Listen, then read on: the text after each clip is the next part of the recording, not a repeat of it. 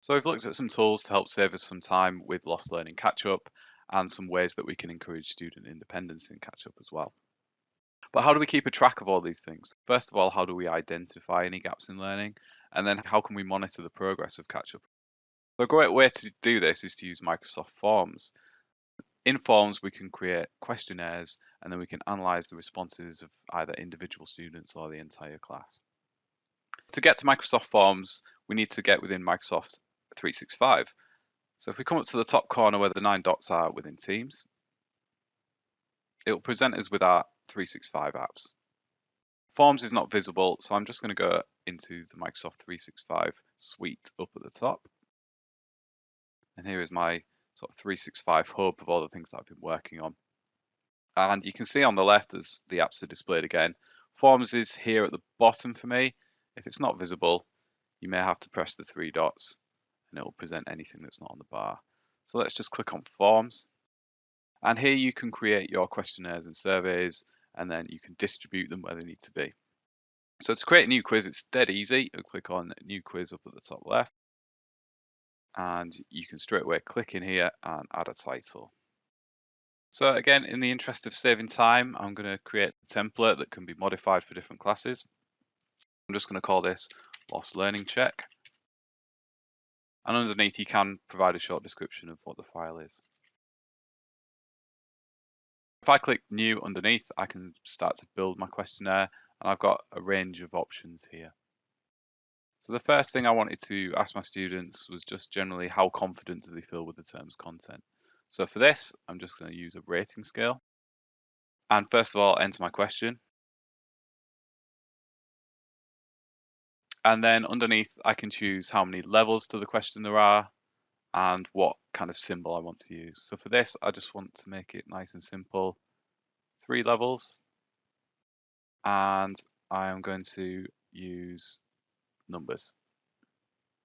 So to make this a little bit easier for my students to follow, I'm going to put a bit of description in here. So to do that, if I go down to the bottom right, more settings, I can put a subtitle in.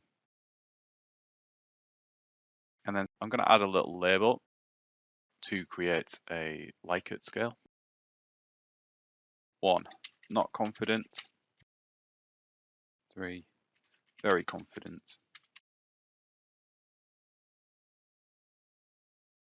I can put points in here as if it was an assignment, but I don't necessarily need to do that. But I do need to make this a required question, otherwise my respondents can skip the question and then submit the questionnaire. So I'm going to make it required. Underneath, I'm just going to click Add New, and we'll go to our next question. So this is going to be a choice question, yes or no. And again, I'm going to use the subtitle for a little hint. Quite often it will suggest options for my questions. So I can put a yes, a no, and a maybe. In this case, that's great because I do want to add yes or no, but you can type your own in.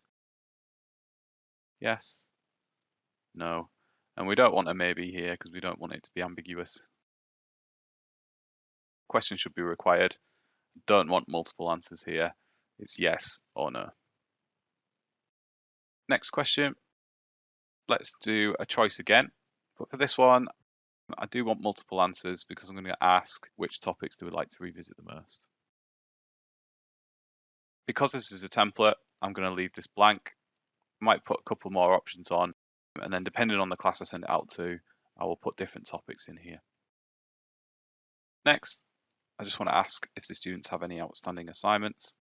Again, I'll use choice. And again, use the hint. Because the assignments will differ from class to class, I'm going to leave it blank so I can edit it. There are more options you can use. You can be as creative as you like with this. For example, if you wanted a longer text answer to gather some qualitative data, you can.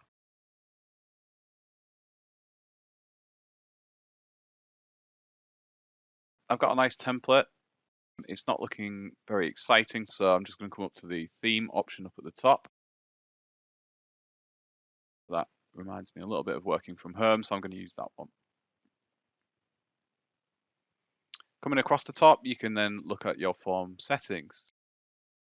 I've got the options of who can respond and the option whether I record their names. So that is useful if I'm tracking individuals. I also do only want one response per person, and then I may send it out again as a fresh form. To the left of the three buttons, I've got the share option. So this is where I can start to think about what I want to do with my form.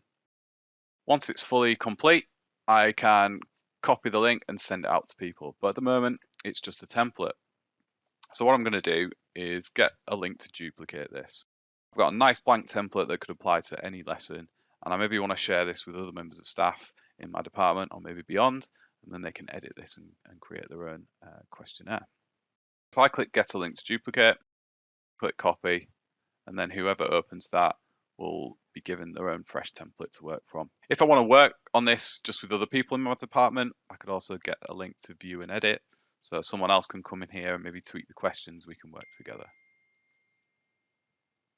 So I took my template link that I created from the share menu, and when I shared as template, I copied that, and then I opened the link up in a new tab.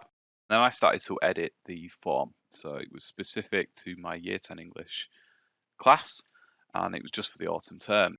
I've changed some of the responses that the students can put depending on the topics that we covered and depending on the assignments that need completing. Next thing I want to do is share this out to the class.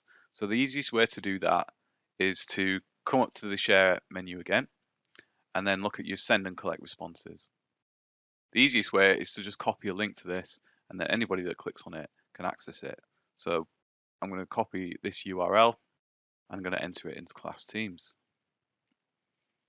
So here's a quick example of how we can get the whole class to click on that link. I've just created an announcement within my class team.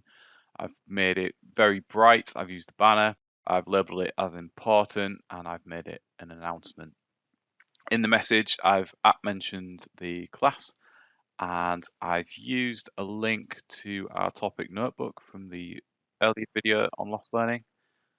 And I've also posted a link to the form, so using the share button and the copy link to collect responses. When the student clicks on this link, they should be taken straight to the form. So when a student clicks on that link, they will get the final form to fill out. They can opt to have an email receipt of their responses if they like, but if they don't, when they click submit, they can print or save a PDF of their answers.